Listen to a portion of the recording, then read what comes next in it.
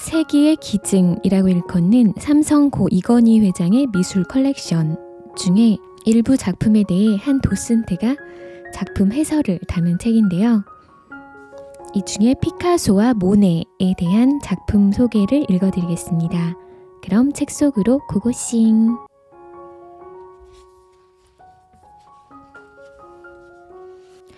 파블로 피카소는 20세기 최고의 화가이자 현대미술의 거장이며 드물게 높은 명성과 막대한 부를 동시에 얻은 세계적인 예술가이다.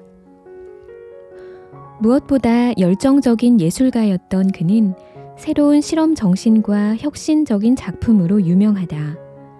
회화뿐만 아니라 조각, 판화, 도자기, 무대 디자인 등 다양한 분야에서 많은 작품을 남겼다.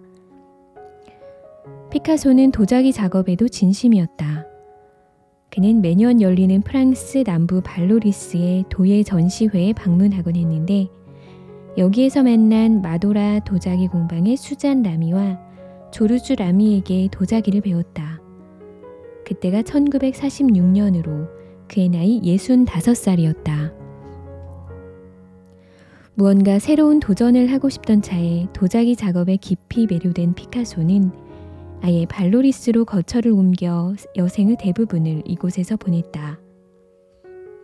3차원의 세계를 2차원의 회화로 표현했던 피카소에게는 3차원의 결과물을 다시 만들어내는 도자기 작업이 마지막 예술혼을 불태울 수 있는 탁월한 선택이었다.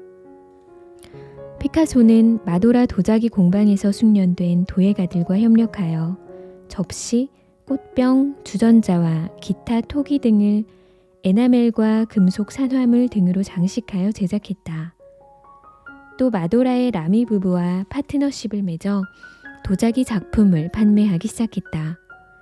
접시, 꽃병 등 종별로 적게는 25점에서 많게는 500점까지 작품을 제작했고 각 작품에는 리미티드 에디션 넘버와 라이선스 마크가 새겨졌다. 이건희 컬렉션에 포함된 검은 얼굴의 큰 새 역시 1951년에 25점의 리미티드 에디션으로 제작된 도자기 꽃병 중 하나이다.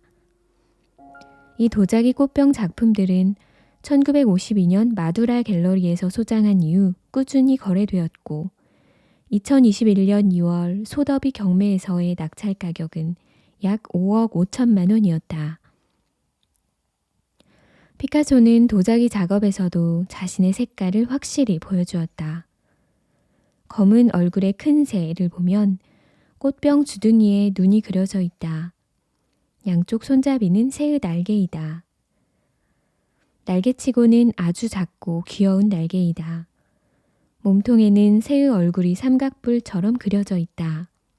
웃는 얼굴로 살짝 윙크하는 것 같다. 자세히 보니 큰 귀에 손잡이가 걸려 있다. 재미있다. 꽃병 아랫부분에는 새의 발이 버티고 있다.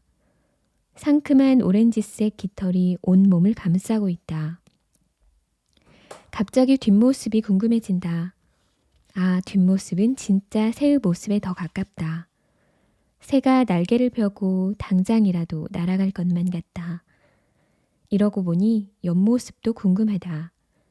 새가 날개를 접고 웅크리고 있는 모습이다. 손잡이 밑에 날개를 숨겨놓았구나.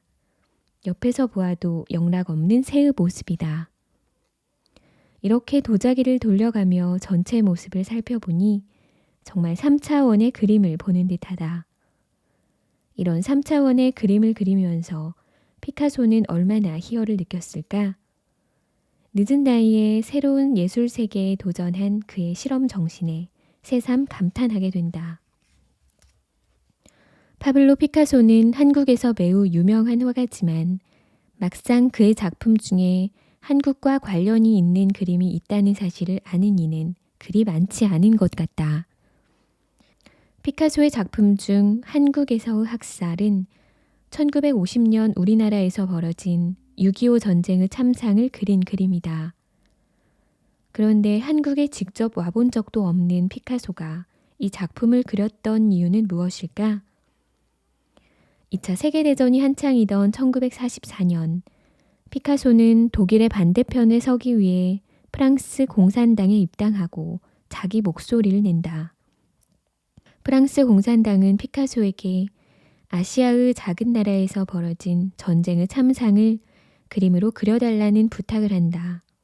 피카소는 프란시스코 고야의 작품 1808년 5월 3일에서 영감을 받아 약 넉 달간의 작업 과정을 거쳐 한국에서의 학살을 완성한다. 1808년 5월 3일은 나폴레옹 군대가 스페인을 점령하고 양민들을 잔인하게 처형하는 장면을 사실적으로 묘사한 걸작이다. 피카소는 전쟁이 일어났을 때 가장 취약할 수밖에 없는 여인들과 어린 아이들을 향해 총칼을 거누고 있는 군인들의 모습을 통해 전쟁의 잔혹함을 표현했다. 그림이 북한 신천리의 양민 대학살을 그린 것이라는 이야기가 있지만 이는 아직 논란 중이고 확실하진 않다. 한국에서의 학살은 그동안 여러 정치적인 해석과 이슈로 인해 한국에서는 소개되지 못하다가 2021년 4월 피카소 탄생 140주년 특별전에서 처음 만날 수 있었다. 피카소의 걸작 중에 전쟁 관련 작품이 하나 더 있는데 스페인 내전 중이던 1937년 독일군이 스페인의 게르니카 지역 일대를 폭격했다는 소식을 듣고 그린 게르니카라는 작품이다. 이 작품과 관련해 전해지는 유명한 일화가 있다. 파리에서 한 독일 장교가 피카소의 아파트에 걸려있는 게르니카를 보고 당신이 그렸소? 라고 묻자 피카소는 아니요, 당신이 그렸소 라고 답했다고 한다. 피카소의 그림은 아무리 세월이 흘러도 전쟁이 남긴 상처와 아픔은 쉽게 치유되기 어렵다는 점을 다시 한번 상기시킨다. 피카소의 작품 세계를 살펴볼 때는 대개 청색시대, 장미시대, 아프리카시대, 그리고 큐비즘의 시대로 나누어 설명하곤 한다. 각 시기에 집중적으로 그렸던 작품의 주제, 색채, 기법, 특징 등이 비교적 명확하게 달라지기 때문이다. 청색시대는 피카소가 스페인에서 프랑스 파리로 넘어가 정착하던 시기인 1901년에서 1904년까지를 말한다.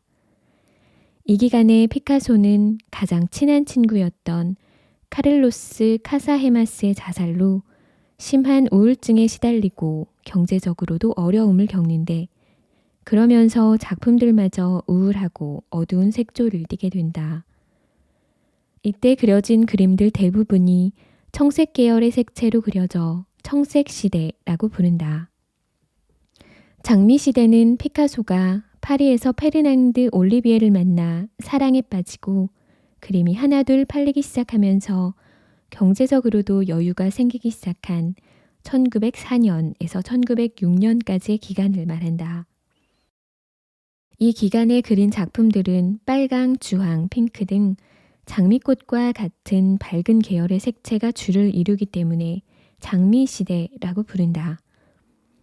청색시대에는 어둡고 비참한 사람들의 모습과 비극적인 삶을 주제로 그림을 그렸던 반면에 장미시대는 광대, 할리퀸, 카니발 등과 같은 유쾌한 주제들의 그림을 많이 그렸다. 피카소의 아프리카 시대는 1906년에서 1909년까지의 기간을 말한다. 앙리 마티스에게 아프리카의 목조 조각상을 선물로 받은 것을 계기로 피카소는 아프리카 미술에 푹 빠지게 된다.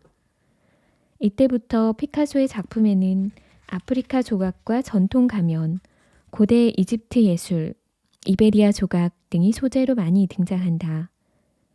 아비뇽의 처녀들도 아프리카 시대의 작품 중 하나이다.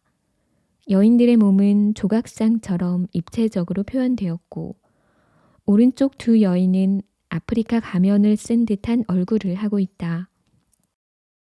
아비뇽의 처녀들은 여러 가지 면에서 의미를 지니지만 특히 이 작품을 기점으로 피카소는 자연과 인간의 모습을 다양한 시점에서 관찰하고 이것을 하나의 화면에 담는 시도를 한다. 클로드 모네 이건희 컬렉션 리스트가 공개되었을 때 모두를 깜짝 놀라게 했던 작품 중 하나가 클로드 모네의 수련이 있는 연못이다. 그동안 한 번도 공개된 적이 없는 작품이기도 하거니와 모네의 수련 연작 중 한 작품이 한국에 있다는 것만으로도 충분히 설레고 흥분되는 일이다.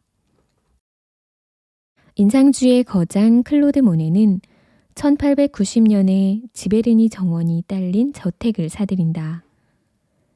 이때부터 모네는 내 인생에서 최고의 작품이라고 말할 만큼 지베르니 정원에 큰 애착을 느낀다. 정원을 정성스럽게 가꾸면서 일본풍의 아치형 다리를 놓고 연못도 만들었다. 모네는 이 정원의 아름다운 모습을 그림으로 많이 남겼는데 특히 연못에 피는 수련을 많이 그렸다. 40여 년간 무려 250여 점의 수련 연작을 그렸는데 한 가지 주제에 이토록 오랜 기간 몰입할 수 있다는 것이 너무나 놀랍다. 모네는 스스로 자신의 수련 작품의 수련 아래에 보이는 물, 그리고 물에 비친 하늘까지 세 가지 요소를 담았다고 말한다. 세 가지를 각각 다시 살펴보니 수련이 더욱 아름답게 느껴진다. 수련 그림에 저 파란 하늘이 없었더라도 이러한 황홀감을 느낄 수 있었을까? 수련이 있는 연못을 살펴보자. 물 위에 구름이 떠 있는 걸까? 구름 위에 물이 떠 있는 걸까? 구름의 다양한 색채는 주위 자연의 색들을 가져와 담은 듯하다. 물 위에 떠 있는 수련은 가까이서 보니 노란색, 하얀색, 붉은색 등 다채롭고 아름다운 색을 띠고 있다. 수련의 꽃잎들은 하얀 구름 조각처럼 물 위에 가벼운 몸을 맡기며 놀고 있다. 수련이 이렇게 아름다운 꽃일 줄이야. 크고 작은 수련 연작 작품들은 처음에는 정원과 수련의 모습을 모두 선명하게 담아내는 구상화의 성격을 띠고 있다. 1899년에 그린 일본풍 다리와 수련이 있는 연못을 보더라도 연못을 가로지르는 다리와 물 위의 꽃들을 지평선을 가운데 두고 모두 담아내고 있다. 하지만 시간이 흐르면서 점점 땅 위의 꽃들과 나무들은 사라지고 그와 더불어 지평선도 사라진다. 화가의 시선은 온전히 물 위의 수련에만 집중한다. 마치 군더더기가 하나둘 떨어져 나가는 느낌이다. 물에만 초점이 맞춰지면서 형태 또한 단순해진다. 1910년대에 그린 두 작품을 보면 어떻게 달라졌는지 확연하게 느낄 수 있을 것이다. 모네는 오랫동안 야외에서 빛을 보면서 그림을 그린 탓에 노년에 이르러 백내장을 앓게 된다. 백내장을 앓게 되면 붉은 계열의 빛이 혼탁해진 수정체를 더 많이 통과하면서 상대적으로 더 잘 보이게 된다. 그래서인지 말년에 이르러 그린 수련 연작을 보면 색채의 급격한 변화가 두드러진다. 1922년에 그린 지베르니의 일본풍 다리는 작품명이 없다면 수련이 핀 연못과 다리를 그린 것인지 알아채기 어려울 정도이다. 눈이 잘 보이지 않는 상태에서 그린 그림들은 형태와 색채가 훨씬 더 추상화의 성격을 띠게 된다. 지베르니의 일본풍 다리 역시 거의 형태를 분간하기 어렵게 그렸다. 그런 이유로 모네가 말년에 그린 그림들이 추상화에 영향을 주었다고 보는 견해도 있다. 모네는 눈이 잘 보이지 않는데도 빛에 따라 달라지는 정원의 모습을 표현하기 위해 세상을 떠나기 1년 전인 1926년까지도 마지막 투혼을 불사르며 그림을 그렸다. 모네와 같이 빛에 의한 효과, 빛이 보여주는 매 순간의 인상을 그림으로 그린 화가들을 인상주의 화가라고 하는데 인상주의라는 양식의 이름은 바로 모네의 인상 해돋이라는 작품명에서 유래했다. 인상 해돋이는 르아브르 항구의 일출 풍경을 그린 것이다. 안개 저 너머로 항구의 흐릿한 실루엣이 보이기는 하지만 형태가 거의 없어 확실하게 알아보기는 어렵다. 그저 이제 막 떠오른 붉은 해가 비친 강물과 하늘이 잔잔한 한국 풍경과 어우러져 아련한 분위기를 뿜어내고 있을 뿐이다. 모네는 빛에 의해 짧은 시간 순간순간 변화하는 모습을 그려야 했기에 주로 짧고 빠른 붓터치로 그림을 그렸는데 이로 인해 처음에는 너무 무성의하게 그린 것처럼 보여 비평가들로부터 그림 같지도 않다느니 벽지로 쓰기도 어렵겠다느니 하는 비하와 폄하를 받기도 했다. 그러다가 차츰 그림에서 빛을 읽어내고 이에 매료되는 사람들이 늘어나면서 하나둘 작품이 팔리고 인상주의 화가로 자리를 잡게 되었다. 양산을 쓴 여인을 보면 밝은 햇살이 그림 밖으로 쏟아져 나올 것만 같다. 여인의 치마폭을 휘감은 상큼한 바람이 어디선가 불어오는 듯하다. 그림의 제목에는 모네 부인과 아들이라고 되어 있지만 사실 이 작품은 카미유 동시회와 장 모네가 아닌 햇살과 바람을 그렸다고 보는 게 맞으리라. 풍경도 인물도 그다지 사실적으로 묘사하지 않았는데도 이렇게 생생한 느낌을 주는 이유는 무엇일까? 그것은 밝은 햇살 아래에서 보이는 진짜 모습, 빛이 우리에게 보여주는 세계 그 자체를 그렸기 때문이 아닐까? 여인의 머리카락을 자세히 보면 초록색 우산이 드리운 부분은 같은 초록색으로 그림자를 표현했고 나머지 부분은 햇살을 받아 구름과 같은 색으로 환하게 빛나는 것으로 표현했다. 눈부신 햇살 아래에서는 머리카락이 검은색으로 보이지 않으므로 빛이 우리 눈에 보여주는 색채 그대로 묘사한 것이다.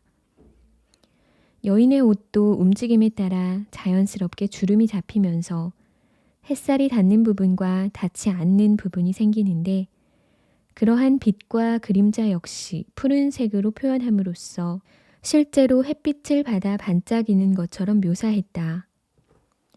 여인의 그림자로 인해 풀밭에 드리운 그림자도 주변보다 더 짙은 초록색으로 표현했다.